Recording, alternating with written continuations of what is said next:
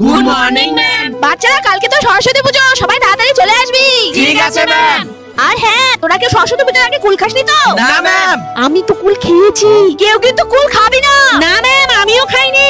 সরস্বতী মা মহা পাপ দিবে তোদের। কিন্তু তার আগে বাংলাদেশি হলে সাবস্ক্রাইব করো, ইন্ডিয়ান হলে লাইক করো। আমি বাংলাদেশি তাই আমি সাবস্ক্রাইব করলাম, আর তুমি তোমার দেশের পতাকাটি কমেন্ট বক্সে দিয়ে দিও।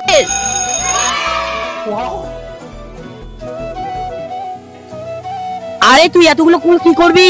আরে খাবো। এই রে, তুইও খা। না, ম্যাম কি বললো তোর মনে নেই? সরস্বতী পূজার আগে কুল খেতে হয় না। আরে কোথাও লেখা আছে কি সরস্বতী পূজার আগে কুল খেতে হয় না? এই নে। ডেট দিচ্ছি যখন খেয়েই নেই।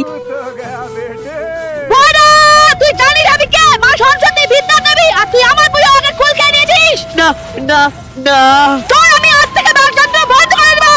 ইয়া! না!